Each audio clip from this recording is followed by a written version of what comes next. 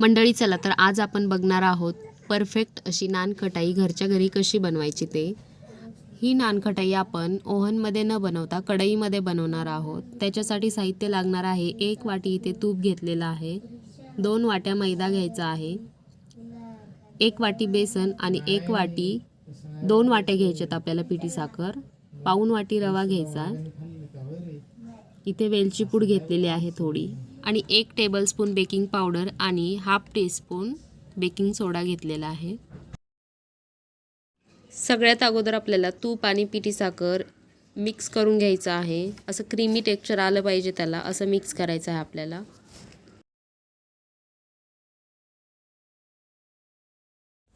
इथे बघू शकताय अशा प्रकारे आपल्याला मिक्स करून घ्यायचं आहे आणि एका चाळणीमध्ये आता मैदा चाळून घ्यायचा आहे, बेसन पीठ सगळं एकत्र चाळून घ्यायचं आहे म्हणजे ते एकजीव होईल।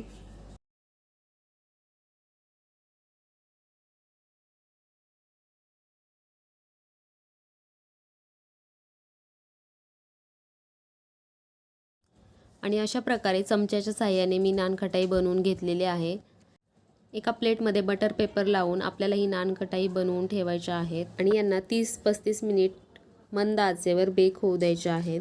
आणि इथे बघू शकता आपल्या परफेक्ट नानखटाई बनवून तयार झालेल्या आहेत। नक्की ट्राय करा। व्हिडिओ आवडला असल्यास व्हिडिओला लाईक करा, शेअर करा आणि चॅनलला सबस्क्राईब करायला विसरू